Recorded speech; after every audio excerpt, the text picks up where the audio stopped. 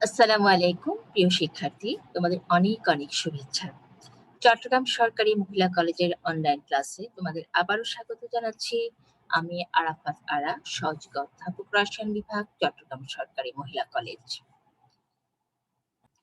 আশা করছি বর্তমান কোভিড-19 পরিস্থিতিতে তোমরা সবাই নিজেদের সুরক্ষিত রাখছো, স্বাস্থ্যবিধি মেনে চলছো।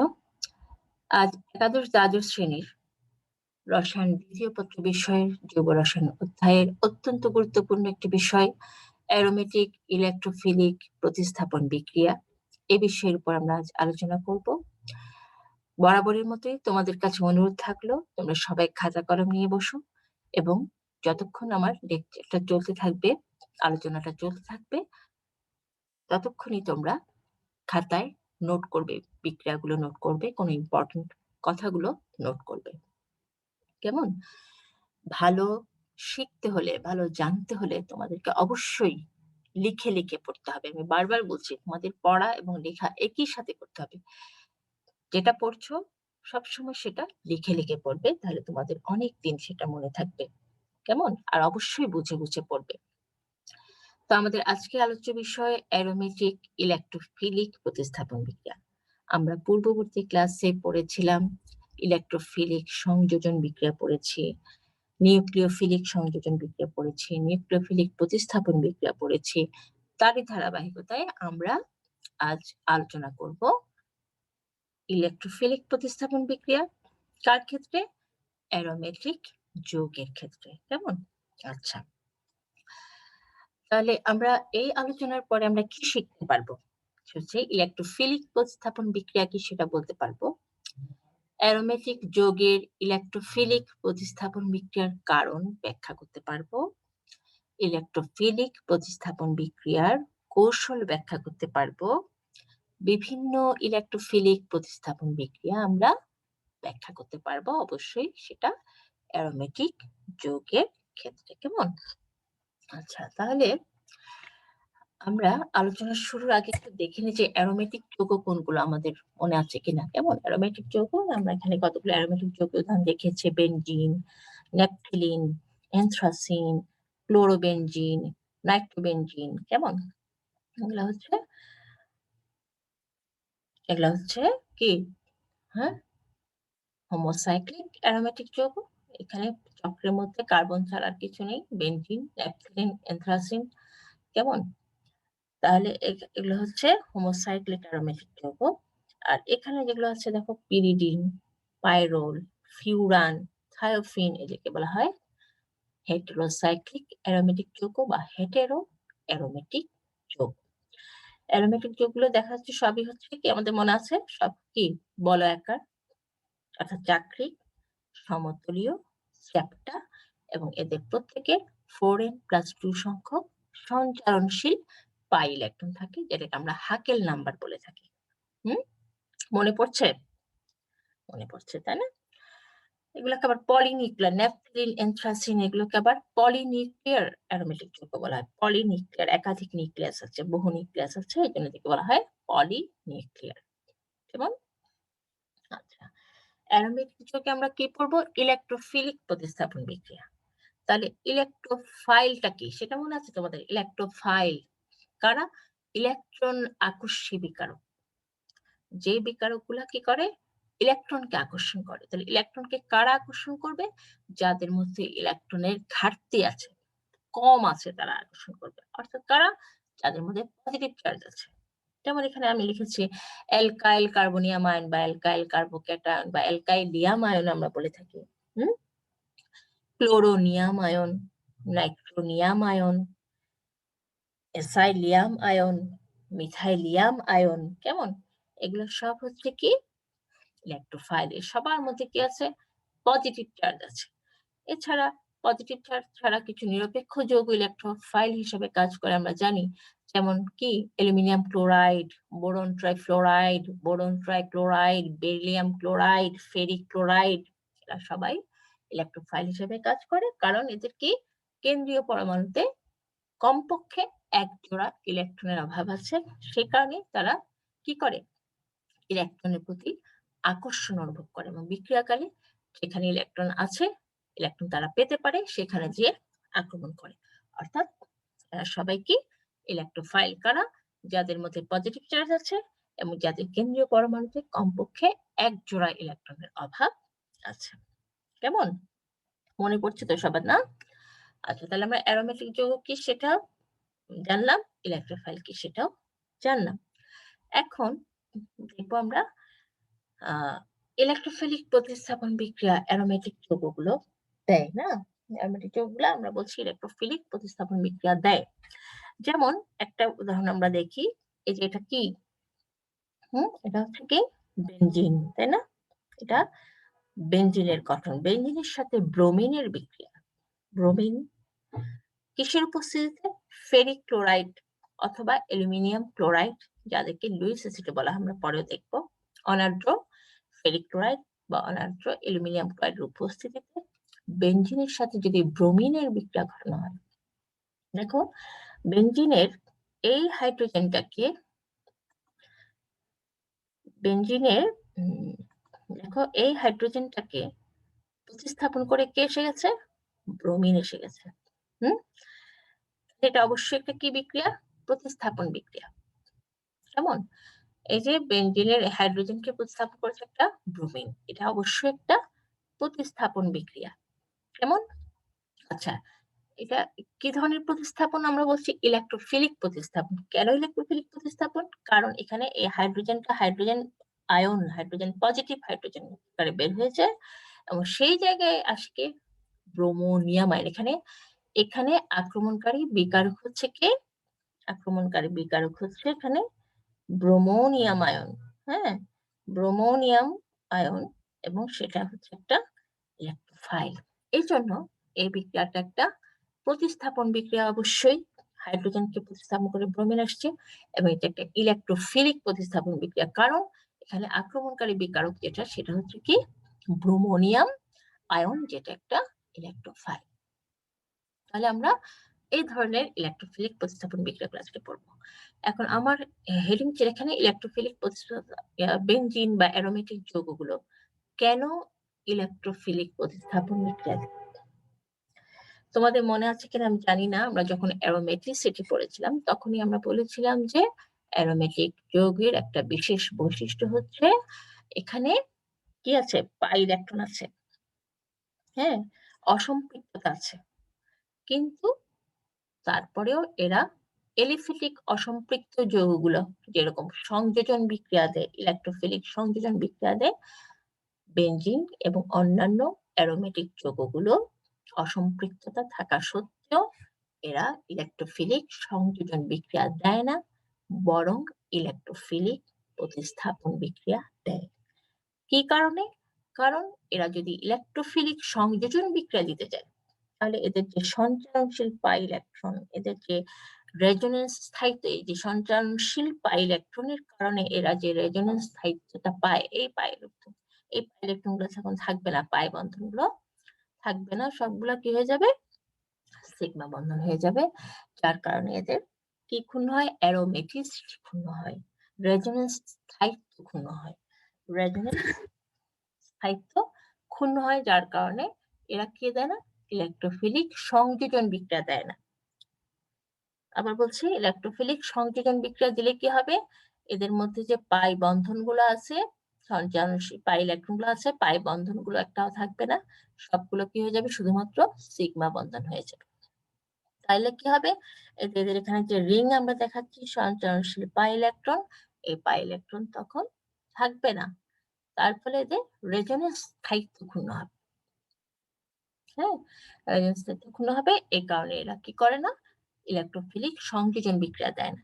কিন্তু যদি ইলেকট্রোফিলিক প্রতিস্থাপন বিক্রিয়া দেয়, তাহলে কিন্তু এদের এই অ্যারোমেটিক রিং যেটা, হ্যাঁ, যে সঞ্চারণশীল পাই ইলেকট্রনের যে বলয় যেটা, সেটা কিন্তু অক্ষুণ্ণ থাকে। দেখো এখানে যেরকম ছিল সঞ্চারণশীল পাই ইলেকট্রন বলয়টা, এখানে আগের মতোই আছে, যার কারণে এদের রেজোনেন্স স্থায়িত্বটা বজায় থাকে। এই কারণে এরা কি দেয়? সংযোজন বিক্রিয়া না দিয়ে প্রতিস্থাপন বিক্রিয়া দেয়। কি ধরনের প্রতিস্থাপন বিক্রিয়া দেয়? ইলেকট্রোফিলিক প্রতিস্থাপন বিক্রিয়া দেয়। কেন ইলেকট্রোফিলিক প্রতিস্থাপন বিক্রিয়া দেয়? কারণ এখানে কি আছে? অ্যারোমেটিক যৌগের মধ্যে কি আছে? সঞ্চারণশীল পাই ইলেকট্রন। দেখো বেঞ্জিনের মধ্যে 6টা সঞ্চারণশীল পাই ইলেকট্রন আছে, অর্থাৎ এখানে কি ইলেকট্রনের ঘনত্ব আছে, হ্যাঁ, অ্যাভেলেবল ইলেকট্রনের প্রাপ্যতা আছে, যার কারণে ইলেকট্রনের প্রাপ্যতা যেখানে আছে, ইলেকট্রনের ঘনত্ব যেখানে বেশি, সেখানে কারা আসবে? যারা ইলেকট্রনকে পছন্দ করে, ইলেকট্রন লাভার্স কারা? ইলেকট্রোফাইল। কেমন? এই কারণে বেনজিন এবং অন্যান্য অ্যারোমেটিক যৌগগুলো কি ধরনের বিক্রিয়া দেয়?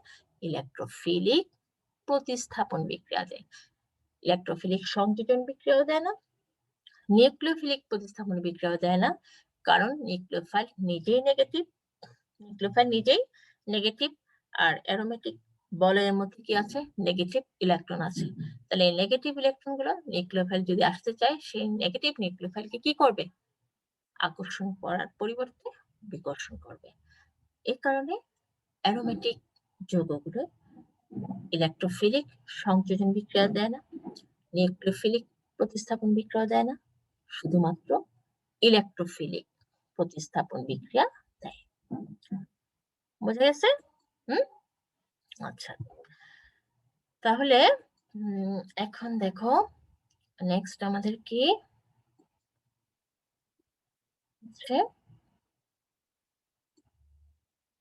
ইলেকট্রোফিলিক প্রতিস্থাপন বিক্রিয়ার কৌশল। আমরা যে বলছি অ্যারোমেটিক যৌগগুলি ইলেকট্রোফিলিক প্রতিস্থাপন বিক্রিয়া, সেটা কোন মেকানিজম ফলো করে, কি কৌশল অনুসরণ করে? তোমাদের কাছে অনুরোধ, তোমরা একটু ভালো করে লক্ষ্য করবে শুরু থেকে, ঠিক আছে? আচ্ছা, তাহলে আমাদের ইলেকট্রোফিলিক প্রতিস্থাপন বিক্রিয়াটা 3টা ধাপে সম্পন্ন হয়। কয়টা ধাপে সম্পন্ন হয়? ইলেকট্রোফিলিক প্রতিস্থাপন বিক্রিয়া 3টা ধাপে সম্পন্ন হয়। কেমন? আচ্ছা, তাহলে আমরা যদি দেখি,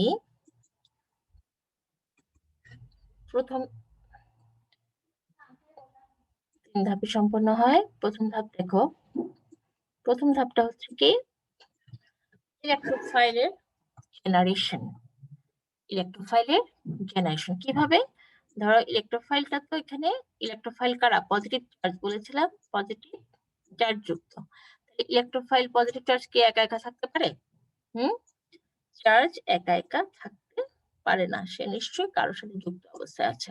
তাহলে ইলেকট্রোফাইল যেহেতু পজিটিভ চার্জ, সে অবশ্যই একটা নেগেটিভ চার্জের সাথে যুক্ত অবস্থায় আছে, অর্থাৎ নিউক্লিওফাইলের সাথে যুক্ত আছে। এখন প্রথম ধাপে কি হয়? প্রথম ধাপে হচ্ছে ইলেকট্রোফাইলের জেনারেশন, ইলেকট্রোফাইলের উৎপত্তি। কেমন? ইলেকট্রোফাইলের উৎপত্তি, এটা হচ্ছে অ্যারোমেটিক ইলেকট্রোফিলিক প্রতিস্থাপন বিক্রিয়ার প্রথম ধাপ। আচ্ছা, নেক্সট কি হচ্ছে দেখো, দ্বিতীয় ধাপে গিয়ে আমি যদি বেনজিন দিয়ে দেখাই, আমি এখন অ্যারোমেটিক যৌগের উদাহরণ হিসেবে অবশ্যই কাকে নিব? বেনজিনকে নিব, ঠিক আছে? আচ্ছা, বেনজিনে দেখো কি আছে? 3টা পাই বন্ধন আছে, এবং এরা কি অবস্থায় আছে? এগুলো কি লোকালাইজড পাই বন্ধন? না, ডিলোকালাইজ, সঞ্চরণশীল অবস্থা আছে। আমি এখানে এভাবে দেখালাম। আচ্ছা, তাহলে দেখো এই যে এই ইলেকট্রন গুলো যদি এখানে শিফট করে, তাহলে এখানে কি আসতে পারবে? একটা ইলেকট্রোফাইল আসতে পারবে। আমি খুব ধীরে ধীরে দেখাচ্ছি, তোমরা একটু লক্ষ্য করো। আচ্ছা, দেখো এই যে বেনজিনের 3টা পাই বন্ধনের মধ্যে এই ইলেকট্রন গুলো যদি এই কার্বনে শিফট করে, এই 2টা কার্বনের মধ্যে কিন্তু ইলেকট্রন গুলো এই কার্বনে যদি শিফট করে, তাহলে এখানে নেগেটিভ চার্জ বেড়ে যাবে, আর এই কার্বনে কি হবে? একটা পজিটিভ চার্জ চলে আসবে, না? তাহলে এখানে এই নেগেটিভ চার্জ যদি হয়, এই নেগেটিভ ইলেকট্রনের মধ্যে কি আসবে? এই ইলেকট্রোফাইল আসবে। কেমন? তাহলে কি হয়ে গেল দেখো, তাহলে দেখো তো, এই ইলেকট্রন গুলা এই কার্বনের সাথে এসে গেছে, এখানে কিন্তু একটা হাইড্রোজেনও আছে, তাই না? প্রত্যেকটা বেনজিনের প্রত্যেকটা কার্বনের সাথে কি আছে? একটা করে হাইড্রোজেন আছে। তাহলে এই যে ইলেকট্রন গুলো এই কার্বনে আসলো, এখানে আগে থেকে হাইড্রোজেনটা ছিল। আচ্ছা, এটা আমি আগে থেকে দেখাই, এখানে যে হাইড্রোজেন আছে এটা আগে থেকে দেখাই। কেমন? হাইড্রোজেনটা ছিল, তার মধ্যে আবার আসলো কে?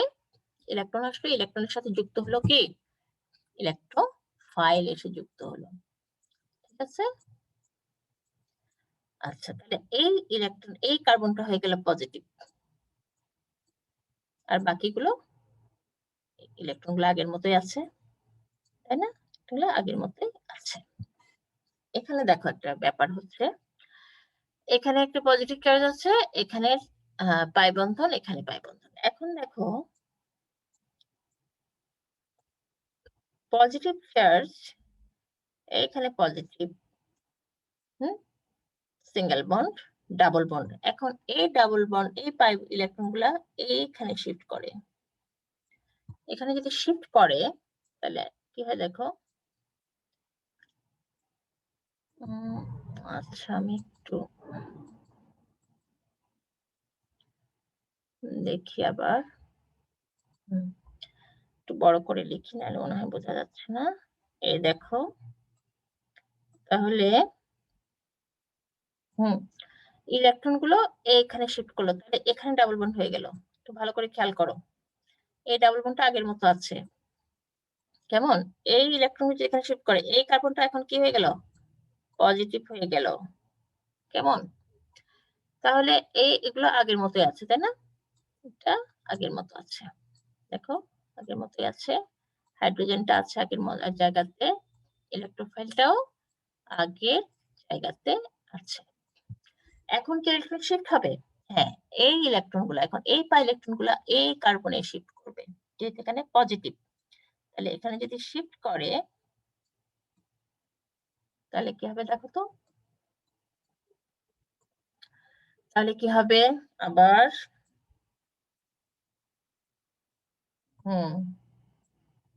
দেখো এই ইলেকট্রনগুলো এখানে শিফট করলো, তাহলে এখানে ডাবল বন্ড হয়ে গেল, এই ডাবল বন্ডটা আছে।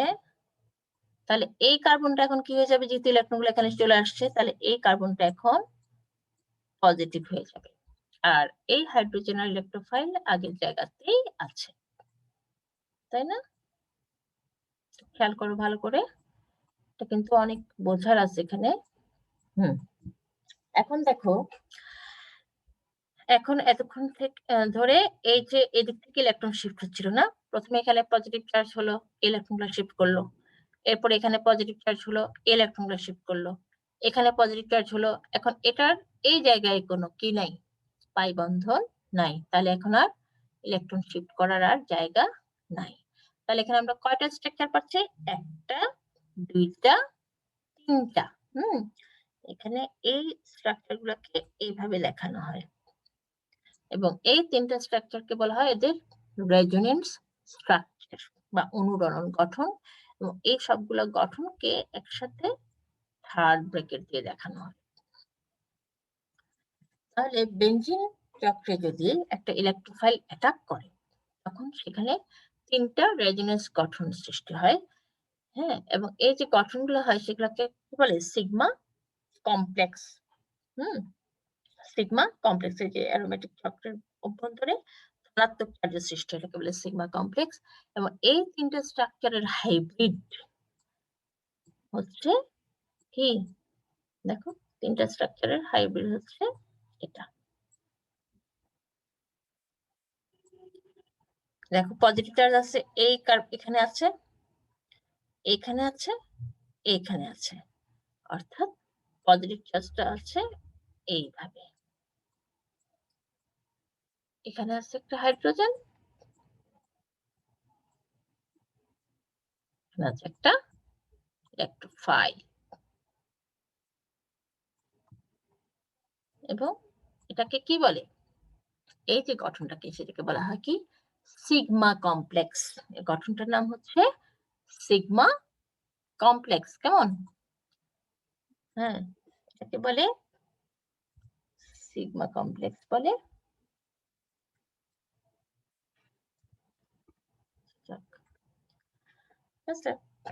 আচ্ছা, এখন দেখো তোমরা একটা জিনিস খেয়াল করো, এখানে ইলেকট্রোফাইলটা এই কার্বনের সাথে যুক্ত হয়েছে। তোমাদেরকে আমি সহজ করে বলে দিচ্ছি, এই ইলেকট্রোফাইলটা এই কার্বনে যুক্ত আছে। এই জন্য এটা বাদ দিয়ে এই জায়গাটা ফাঁকা, পুরোটা হচ্ছে কি হ্যাঁ পজিটিভ চার্জ, এভাবে দেখাতে হবে। যদি আমরা ইলেকট্রোফাইলটাকে এখানে দেখাই, যদি আমরা দেখাই যে ইলেকট্রোফাইলটা এখানে, আমরা দেখাই যে ইলেকট্রোফাইলটা এখানে যুক্ত হচ্ছে, এই হাইড্রোজেন এখানে, এই কার্বনে যদি দেখাই, তাহলে আমার সিগমা কমপ্লেক্সটা কিরকম হবে জানো? এই জায়গাটা ফাঁকা, কিন্তু এই এখানে পজিটিভ চার্জ, এই হলো সিগমা কমপ্লেক্স। বোঝা যাচ্ছে? তাহলে যেখানে ইলেকট্রোফাইলটা যুক্ত দেখাবো আমি, সেই জায়গাটা ফাঁকা থাকবে, বাকিটাতে কি পজিটিভ চার্জ। এখানে এই জায়গায় ইলেকট্রোফাইল যুক্ত হচ্ছে, এই জন্য এই জায়গাটা ফাঁকা, বাকিটাতে কি আছে পজিটিভ চার্জ আছে। কেমন? এই এখন দেখো, এই যে সিগমা কমপ্লেক্স যেটা তৈরি হলো, এর পরের ধাপে গিয়ে কি হয়, এই সিগমা কমপ্লেক্সটা থেকে সিগমা কমপ্লেক্সটা থেকে কি হচ্ছে, সিগমা কমপ্লেক্স তো এটা না, আমার এভাবে লিখতে খুব সমস্যা হয়, তারপরে আমি তোমাদেরকে বোঝানোর জন্য চেষ্টা করছি এভাবে লিখতে। দেখো দেখো এখান লাস্টের ধাপে এসে যে নিউক্লিওফাইল যেটা আছে তার উপস্থিতিতে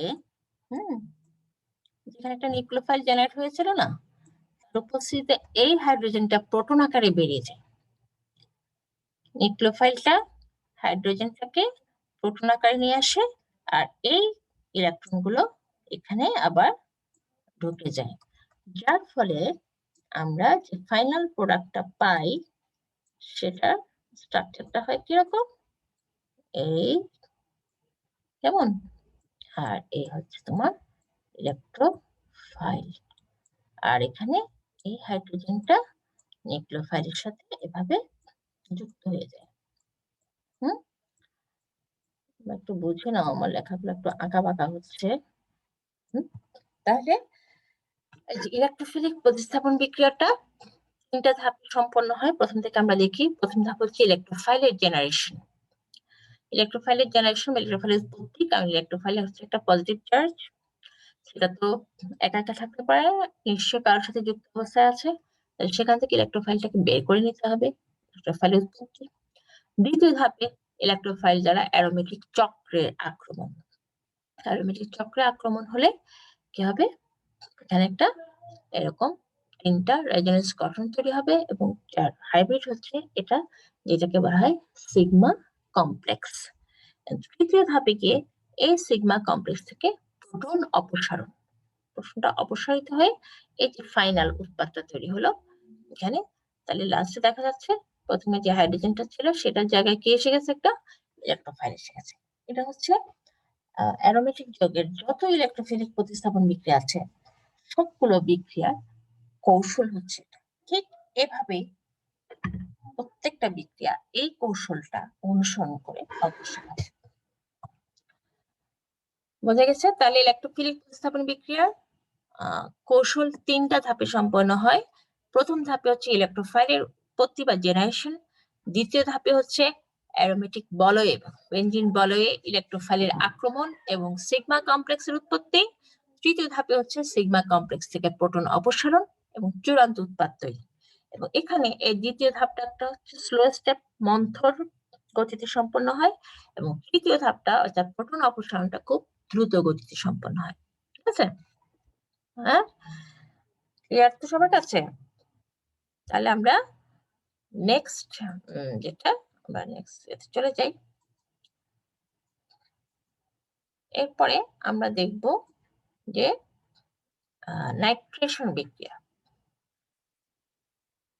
অ্যারোমেটিক যৌগে নাইট্রেশন। আমরা বারবার বলছি আমরা এখানে কাকে নিচ্ছি, অ্যারোমেটিক যৌগের উদাহরণ হিসেবে কাকে নিচ্ছি, বেনজিনকে নিচ্ছি।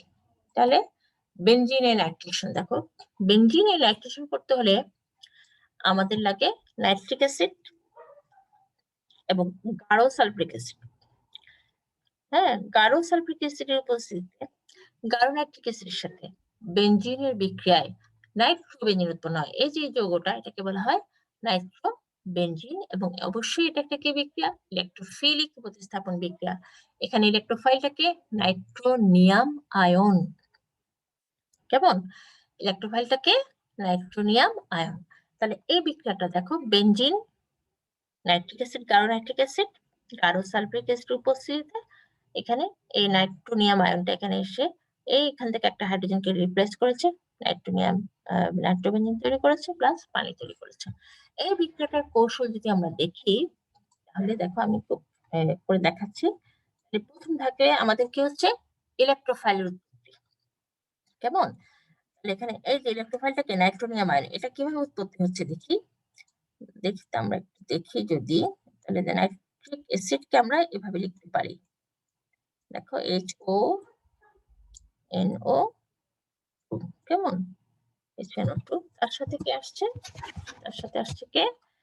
একটা গাঢ় সালফিউরিক অ্যাসিড। তাহলে গাঢ় সালফিউরিক অ্যাসিড যদি তার সাথে আসে, দেখো একটু, সালফিউরিক অ্যাসিড আসলো, তাহলে কি হবে দেখো, এই যে এই HONO2, এখানে এই HONO2, এটা এখান থেকে ইলেকট্রনে, এটা OH-টা এভাবে চলে গিয়ে, কেমন, এখান থেকে একটা হাইড্রোজেনের সাথে যুক্ত হয়। এই ওয়েজটা একটা ইলেকট্রন নিয়ে চলে গিয়ে কার সাথে যুক্ত হচ্ছে? এই যে H2SO4 এখানে হাইড্রোজেন আয়নের সাথে যুক্ত হচ্ছে, যুক্ত হয়ে পানি তৈরি করছে। তাহলে এখানে এটা NO2টা কি হয়ে গেল? পজিটিভ হয়ে গেল না? NO2 হয়ে গেল কি? পজিটিভ নাইট্রোনিয়াম আয়ন, এটা একটা electrophile. নাইট্রোনিয়াম ion, positive NO2 plus nitronium ion, যেটাকে আমরা বলি কি? ইলেকট্রোফাইল। তাহলে ইলেকট্রোফাইল হলো এই ওয়েজটা হাইড্রোজেন আয়নটা নিয়ে হয়ে গেল পানি। কেমন? তারপরে এই সালফ্রিক অ্যাসিডের প্রথমটা চলে গেছে, তাহলে আর কি আছে? H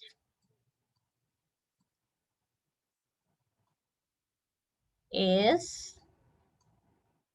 O 4 minus, HSO4 minus. কেমন? তাহলে প্রথম ধাপ গেল আমাদের কি? ইলেকট্রোফাইলের উৎপত্তি, জেনারেশন অফ ইলেকট্রোফাইল। সেটা কি? নাইট্রেশন বিক্রিয়ার ক্ষেত্রে সেই ইলেকট্রোফাইলটা হচ্ছে কে? নাইট্রোনিয়াম আয়ন। এবার আসছে সেকেন্ড ধাপ। সেকেন্ড ধাপে কি হচ্ছে? বেনজিন বলয়ে কার আক্রমণ? নাইট্রোনিয়াম আয়নের আক্রমণ। বেনজিনটাকে আমি এভাবেই দেখাচ্ছি। আর এই যে হাইড্রোজেন, এখানে কি আসছে? Nitronium ion, nitronium ion. কেমন? Nitronium ion plus nitronium ion, nitronium ion plus charge.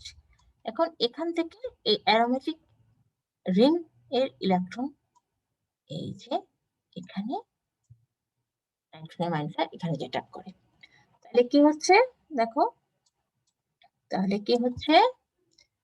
এইটা সিগমা কমপ্লেক্সের উৎপত্তি হচ্ছে, তাই না? সিগমা কমপ্লেক্স, সিগমা কমপ্লেক্সে কি আছে? হাইড্রোজেনও আছে। এই নাইট্রোনিয়াম আয়নটা এখানে যুক্ত হয়ে গেল ইলেকট্রনের সাথে।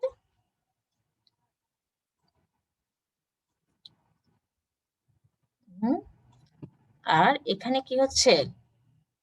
সিগমা কমপ্লেক্সটা তৈরি হচ্ছে কিভাবে? এই পজিটিভ চার্জ ভিতরে। তারপরে ধাপে গিয়ে কি হচ্ছে দেখো, তারপরে ধাপে গিয়ে এই সিগমা কমপ্লেক্স থেকে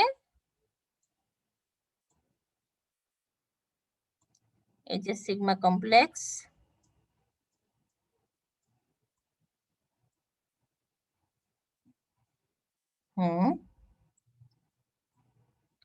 এই সিগমা কমপ্লেক্সটা এই যে এখানে যে একটা HSO4 মাইনাস তৈরি হয়েছিল, HSO4 মাইনাস যেটা তৈরি হয়েছিল, দেখো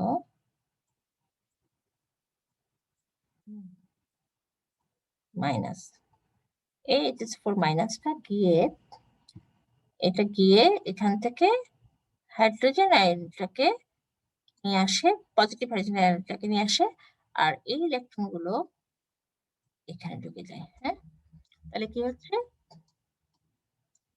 HSO4 মাইনাসটা এই হাইড্রোজেন প্রোটন আকারে বের হয়ে গেলে এটা আমরা পাচ্ছি কি H2SO4 সালফিউরিক অ্যাসিড, না আগের মতো আবার সালফেটটা থেকে তৈরি হয়ে যাচ্ছে, প্লাস এটা কিন্তু সরে গেছে, এখন আছে শুধু কে, হ্যাঁ এখন আছে শুধু এই, আবার রিংটা আবার হয়ে গেল, আর এখানে আসলো কে,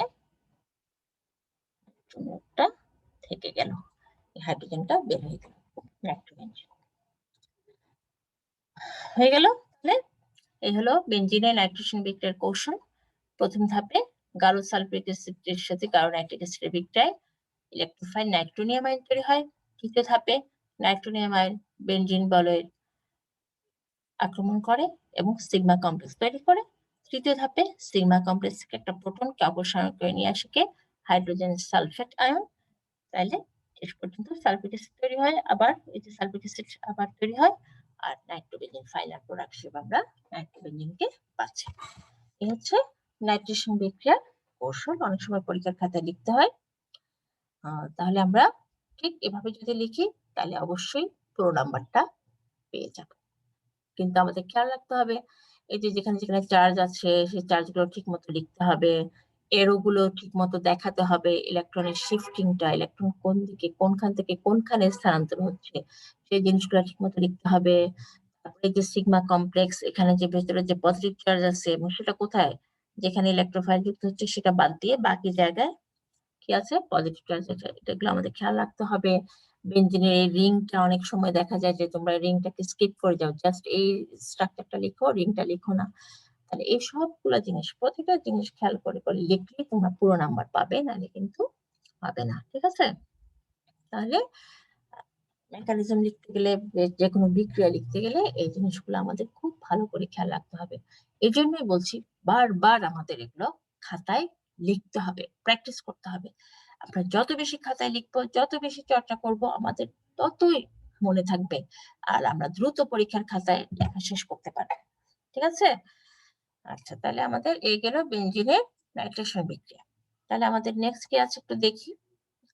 বেনজিনের এগুলো এগুলো আমরা কি পড়ছি আজকে, বেনজিন বা অ্যারোমেটিক যৌগের ইলেকট্রোফিলিক প্রতিস্থাপন বিক্রিয়া। তাহলে নাইট্রেশনের পরে আমরা পড়ি এবার নাইট্রেশন পরে কি আছে দেখি, হ্যালোজেনেশন। হ্যালোজেনেশন, হ্যালোজেনেশন মানে কি, হ্যালোজেন সংযোজন। নাইট্রেশন মানে কি, নাইট্রোনিয়াম আয়ন সংযোজন। হ্যালোজেনেশন মানে হ্যালোজেনের সংযোজন। বেনজিনে বা অ্যারোমেটিক যৌগে আমরা হ্যালোজেনটা কিভাবে যুক্ত করবো সেই বিক্রিয়া। দেখো, বেনজিনের সাথে যদি ক্লোরিনের বিক্রিয়া ঘটানো হয় in presence of ferric chloride or aluminum chloride, সেটা কিন্তু অনার্দ্র হতে হবে। ফেরিক ক্লোরাইড অথবা অ্যালুমিনিয়াম ক্লোরাইড হতে হবে অনার্দ্র। তাহলে সেখানে আমরা কি পাই, বেনজিনের এই হাইড্রোজেনকে, বেনজিনের হাইড্রোজেনকে এই হাইড্রোজেনকে একটা ক্লোরিন একটু প্রতিস্থাপন করে ঢুকে গেছে, তাহলে এটা একটা প্রতিস্থাপন বিক্রিয়া তৈরি হচ্ছে কি ক্লোরোবেনজিন প্লাস হাইড্রোক্লোরিক অ্যাসিড। তাহলে এখানে আমরা কি ব্যবহার করি প্রভাবক হিসেবে, ফেরিক ক্লোরাইড অথবা অ্যালুমিনিয়াম ক্লোরাইড এবং অনার্দ্র অবস্থায়। ফেরিক ক্লোরাইড, অ্যালুমিনিয়াম ক্লোরাইড এগুলোকে লুইস অ্যাসিড বলা হয়। লুইস অ্যাসিড, লুইস অ্যাসিড কারা, যারা কমপক্ষে এক জোড়া ইলেকট্রন গ্রহণ করতে পারে, এরা হচ্ছে লুইস অ্যাসিড, যেমন ফেরিক ক্লোরাইড, অ্যালুমিনিয়াম ক্লোরাইড।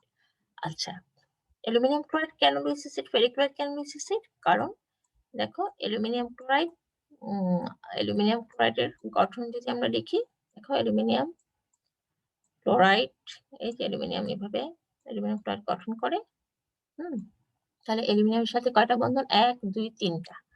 ৩টা বন্ধন মানে ৩ জোড় ইলেকট্রন, ৩ দুগুণা ৬টা। তাহলে অষ্টক পূরণের জন্য ওর আরো ১ জোড় ইলেকট্রন দরকার। তাহলে সে কি করতে পারে? এজন্য তার ইলেকট্রনের ঘাটতি আছে। সে কমপক্ষে ১ জোড়া ইলেকট্রন নিতে পারে। এ কারণে সে হচ্ছে একটা লুইস অ্যাসিড। একইভাবে ফেরিক ক্লোরাইড একটা লুইস অ্যাসিড। কেমন? বোরন ট্রাইক্লোরাইড একটা লুইস অ্যাসিড, বোরন ট্রাইফ্লোরাইড একটা লুইস অ্যাসিড। আচ্ছা, লুইস অ্যাসিড ব্যবহার করার কারণ কি? কারণ এই যে এখানে ক্লোরিন আছে, ঠিক আছে? ক্লোরিন অণু, ক্লোরিন অণু, ক্লোরিন অণু থেকে ইলেকট্রোফাইল ক্লোরোনিয়াম আয়নকে বের করার জন্য আমার কি লাগছে? এখানে একটা লুইস অ্যাসিড লাগছে। লুইস অ্যাসিড কি করছে? এই ক্লোরিন, এই যে ক্লোরিন ক্লোরিন যে বন্ড আছে সেখান থেকে এই নেগেটিভ চার্জ সহ ক্লোরিনকে এখানে নিয়ে আসে। তাহলে এই ক্লোরিনটা কি হয়ে গেল? Positive chloronium ion. এই যে আমরা ইলেকট্রোফাইল পেয়ে গেলাম। এখন এই ক্লোরোনিয়াম আয়নটাই কি করে? এখানে প্রতিস্থাপন বিক্রিয়াটা ঘটায়। এই হাইড্রোজেন আয়নকে এখানে প্রতিস্থাপন করে কে? ক্লোরোনিয়াম আয়ন। কেমন? তাহলে এখানে লুইস অ্যাসিডের কাজ কি? ইলেকট্রোফাইল উৎপাদন করা। কিভাবে? সে তার যেহেতু একজোড়া ইলেকট্রনের ঘাটতি আছে, সে এখানে ক্লোরিন অণু থেকে ক্লোরিন ক্লোরিন বন্ডটাকে এমন ভাবে ভাঙে যেন একজোড়া ইলেকট্রন সহ সে ক্লোরিনটা নিয়ে আসে। বোঝা গেছে? আচ্ছা, এই লুইস অ্যাসিডটা কেন অনার্দ্র হতে হয়, ড্রাই হতে হয়? কেন পানি থাকতে পারে না? কারণ লুইস অ্যাসিডের সাথে যদি পানি থাকে, কেমন? পানির অণুতে কি আছে? পানির অণুতে ইলেকট্রন আছে না? অক্সিজেনের ২ জোড়া নিঃসঙ্গ ইলেকট্রন আছে না? হ্যাঁ? তখন লুইস অ্যাসিড গুলো কি করে? এই পানির এই ইলেকট্রন গুলো, এই নিঃসঙ্গ ইলেকট্রন গুলো ব্যবহার করে হাইড্রেট তৈরি করে। যার ফলে তাদের আর ইলেকট্রনের প্রতি আকর্ষণটা থাকে না। যার কারণে তারা কি করতে পারে না? এখান থেকে এই যে যেমন ক্লোরিন, এখান থেকে সে আর ইলেকট্রনকে আকর্ষণ করে না। যার কারণে ইলেকট্রোফাইলটা তৈরি হতে পারে না। বুঝা গেছে?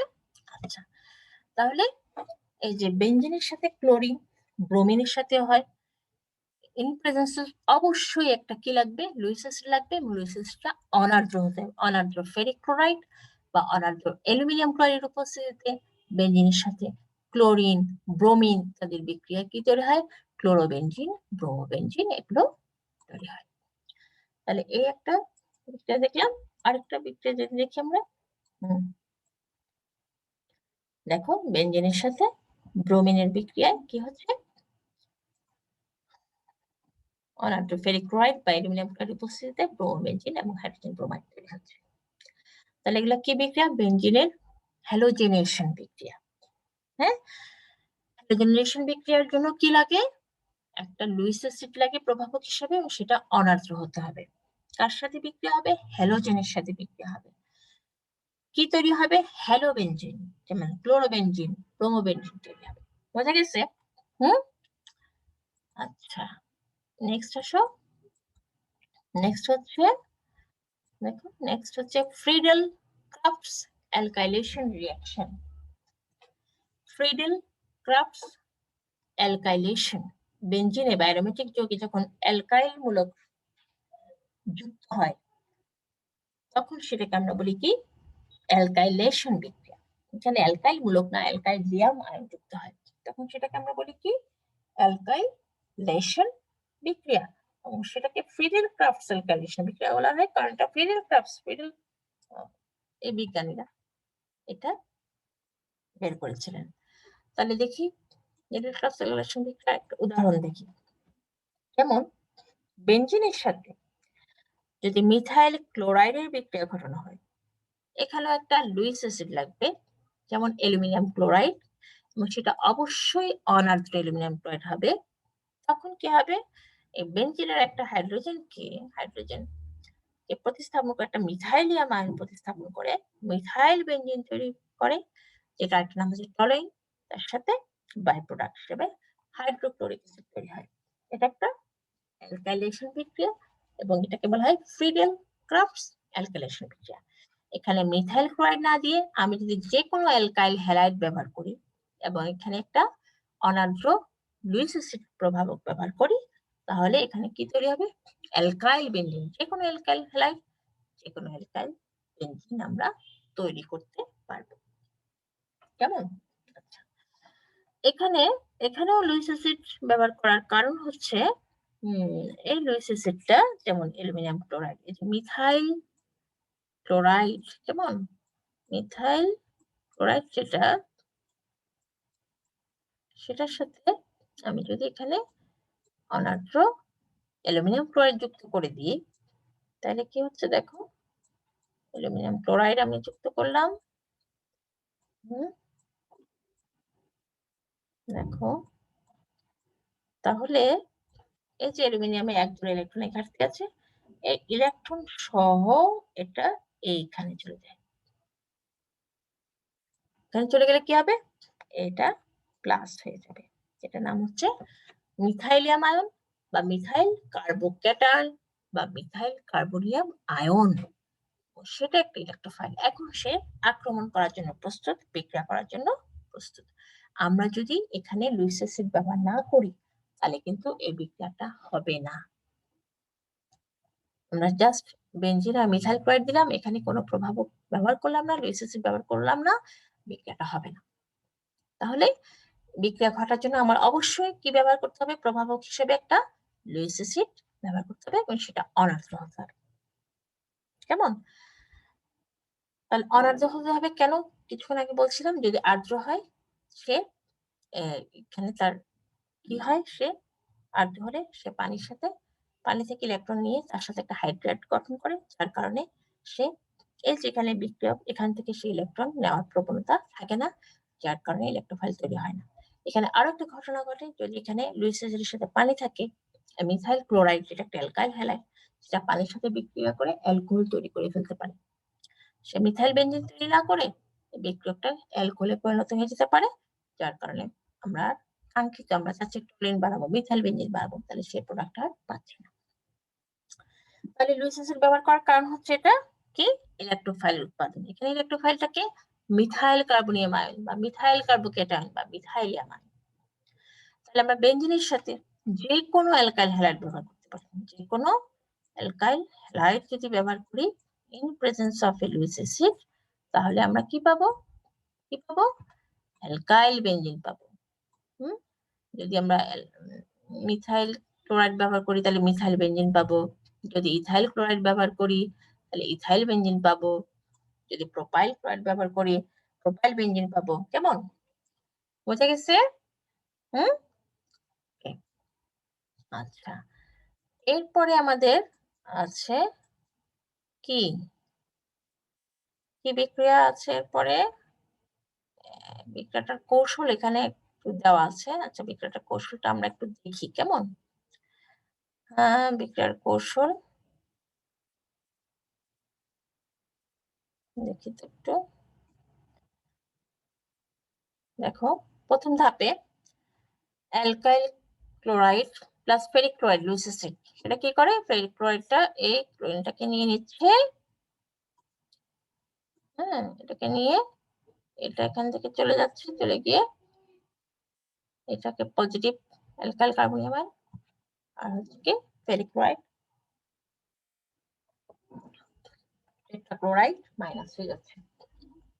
হ্যাঁ, আচ্ছা, তারপরে নেক্সট ধাপে দেখো, এই বেনজিন বলের মধ্যে যে ইলেকট্রন গুলো আছে, সেই ইলেকট্রনকে অ্যাটাক করছে কে? ইলেকট্রোফাইল এটা অ্যাটাক করছে, যার কারণে এরকম একটা সিগমা কমপ্লেক্স তৈরি হচ্ছে। দেখো, এখানে আসছে 8টা, এখানে একটা সিগমা কমপ্লেক্স তৈরি হচ্ছে।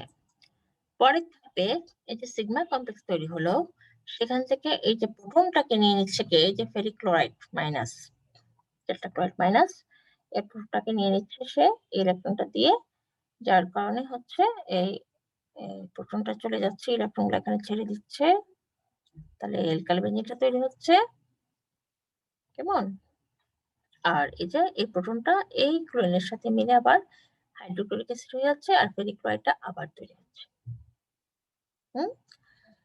এই হলো অবস্থা। তাহলে নেক্সট দেখি, নেক্সট হচ্ছে ফিডেল ক্রাফট অ্যাসাইলেশন বিক্রিয়া। কেমন? ফ্রিডেল-ক্রাফটস অ্যাসাইলেশন বিক্রিয়া, ফ্রিডেল-ক্রাফটস অ্যাসাইলেশন বিক্রিয়া এটাও আগের বিক্রিয়াটার মতোই ফ্রিডেল-ক্রাফট অ্যালকাইলেশন বিক্রিয়ার মতো। হ্যাঁ, ওখানে অ্যালকাইল মূলক যুক্ত হয়েছিল, এখানে যুক্ত হবে অ্যাসাইল মূলক। অ্যাসাইল এখানে এই যে যেমন অ্যাসাইল মূলক কোনটা, আর সিও, আর সি ও, এটাকে বলা হয় অ্যাসাইলিয়াম আয়ন। অ্যাসাইলিয়াম আয়ন, এই আরসিও, এখানে আর সিএইচ2 হতে পারে, সিএইচ3 সিএইচ2 হতে পারে, সিএইচ3 সিএইচ হতে পারে। কেমন, এই এই মূলকগুলো যখন এসে প্রতিস্থাপন বিক্রিয়াটা ঘটায় এই আয়নটা, অ্যাসাইলিয়াম আয়নটা, তখন সেটাকে বলা হয় ফ্রিডেল-ক্রাফটস অ্যাসাইলেশন বিক্রিয়া। তাহলে এই যে এটা হচ্ছে কি একটা সাইলিয়াম আয়ন, সাইলিয়াম আয়ন, এটার নাম এসিটাইল ক্লোরাইড, সাইলিয়াম আয়ন, এবং এটা কি হিসেবে পজিটিভ আয়ন হিসেবে আক্রমণ করে, এই জন্য এটা একটা কি ইলেকট্রোফাইল। তাহলে CH3CO+, এটা হচ্ছে একটা ইলেকট্রোফাইল। আচ্ছা, তাহলে কি করে দেখি, বেঞ্জিনের সাথে যখন এটার বিক্রিয়া হয় তখন অবশ্যই একটা লুইস অ্যাসিড লাগবে এবং সেটা অনার্দ্র হতে হবে। কি হবে দেখো, এই যে এই CH3CO মূলকটা, এই COCH3 কোন অংশটা, এই দেখো এখানে কোন অংশটা যুক্ত হচ্ছে, কি দিয়ে যুক্ত হচ্ছে, CO দিয়ে, প্লাসটা দিয়ে, এই প্লাস অংশটা CO, এই জায়গায় কিন্তু তোমরা বেশিরভাগই ভুল করো, তোমরা এখানে CH3 টা আগে দিয়ে দাও, এই বন্ডের সাথে CH3 দিয়ে দাও, যেটা একটা ভুল। তাহলে এই কার্বনটা দিয়ে সে এখানে অ্যাটাক করে, তাহলে এই কার্বন দিয়ে সে যুক্ত হবে, তাহলে এই কার্বনের সাথে কি আছে, ও পাশে অক্সিজেন আছে আর CH3 আছে, এই যেটা তৈরি হলো সেটাকে বলা হয় কি, কি বলে এটাকে, এসিটোফেনন বলা হয়। এসিটোফেননও বলা হয় এটাকে। তাহলে এই যে এই জিনিসটা, এটাই হচ্ছে একটা কি, এই জিনিসটাই হচ্ছে একটা অ্যাসাইলিয়াম আয়ন, এই জিনিসটা এখানে এসে তার পজিটিভ কার্বনটা এখানে এসে যুক্ত হচ্ছে, এই বিক্রিয়াটাকে বলা হয় কি ফ্রিডেল-ক্রাফটস অ্যাসাইলেশন বিক্রিয়া। তাহলে ফ্রিডেল-ক্রাফটস অ্যাসাইলেশন বিক্রিয়া অবশ্যই অনার্য অ্যালুমিনিয়াম ক্লোরাইড লাগে এবং এর একটা অ্যাসাইল হ্যালাইড লাগে, RCOX, কি লাগে, RCOX, এরকম একটা বিকারক এখানে লাগে। তাহলে কি হলো, বেঞ্জিনের সাথে অ্যাসিটাইল ক্লোরাইডের বিক্রিয়া, অ্যাসাইল হ্যালাইডের বিক্রিয়ায় অ্যাসাইল বেঞ্জিন তৈরি হয়, এই বিক্রিয়াটাকে বলা হয় ফ্রিডেল-ক্রাফটস অ্যাসাইলেশন বিক্রিয়া। এটাও একটা ইলেকট্রোফিলিক প্রতিস্থাপন বিক্রিয়া। ঠিক আছে, নেক্সট সালফোনেশন। সালফোনেশন, সালফোনেশন, তাহলে এখানে কি ঢুকবে, সালফোনিক অ্যাসিড মূলক ঢুকবে। দেখি বিক্রিয়াটা, বেঞ্জিনের সাথে যদি ফিউমিং সালফ্রিক অ্যাসিডের বিক্রিয়া ঘটানো হয়, ফিউমিং সালফ্রিক অ্যাসিড, কারণ সালফ্রিক অ্যাসিডের মধ্যে যদি সালফার ট্রাইঅক্সাইড গ্যাসটা থাকে, তখন সেটাকে বলা হয় কি ফিউমিং সালফ্রিক অ্যাসিড। ফিউমিং সালফ্রিক অ্যাসিড, ওখানে সালফার ডাইঅক্সাইড গ্যাসটা ধোঁয়ার আকারে বের হতে থাকে, এই জন্য এটাকে ফিউমিং বা ধূমায়িত সালফ্রিক অ্যাসিড বলা হয়। তাহলে সেখানে কি থাকে, সালফার ট্রাইঅক্সাইড গ্যাসটা থাকে, এই সালফার ট্রাইঅক্সাইড গ্যাসটা এখানে ইলেকট্রোফাইল হিসেবে কাজ করে। কেমন, তাহলে বেঞ্জিনের সাথে ফিউমিং সালফ্রিক অ্যাসিডের বিক্রিয়া কি হয়, বেঞ্জিন সালফোনিক অ্যাসিড, এখানে থাকে শুধু SO3 না, কিন্তু SO3H, SO3H, এটাকে বলা হয় কি বেঞ্জিন সালফোনিক অ্যাসিড। কেমন, এই বিক্রিয়াটার মেকানিজম যদি আমরা দেখতে চাই তাহলে দেখতে পারি, দেখো এই বেঞ্জিন তার সাথে যে ধূমায়িত সালফ্রিক অ্যাসিডের সালফার ট্রাইঅক্সাইড, একটু ভালো করে খেয়াল করো, দেখো এই সালফারের উপর ডেল পজিটিভ আর বাকিগুলোর উপর ডেল নেগেটিভ দেওয়া আছে। সালফার থেকে অক্সিজেনের তড়িৎ ঋণাত্মকতা বেশি, যার কারণে অক্সিজেন ইলেকট্রনটা তার দিকে আকর্ষণ করে, আকর্ষণ করলে কি হবে, এই তিনটা অক্সিজেন তিন দিক থেকে ইলেকট্রন তাদের নিজেদের দিকে টানছে, যার কারণে এখানে একটা কি ঘাটতি সৃষ্টি হচ্ছে, ইলেকট্রনের ঘাটতি সৃষ্টি হচ্ছে সালফারের উপর। যার ফলে সে একটা ইলেকট্রোফাইল হিসেবে কাজ করছে। এখন এই বেঞ্জিন বলের যে ইলেকট্রনগুলো আছে সেই ইলেকট্রনগুলো আক্রমণ করে কে এই সালফার দিয়ে সে আক্রমণ করে, সালফার দিয়ে, হ্যাঁ? আক্রমণ করলে এখানে একটা সিগমা কমপ্লেক্স তৈরি হচ্ছে, যেখানে এই একটা অক্সিজেন কি করে ইলেকট্রনটাকে পুরোপুরি তার দিকে টেনে নিয়ে যাচ্ছে। এই ইলেকট্রনটাকে পুরোটাই তার দিকে নিয়ে গেছে।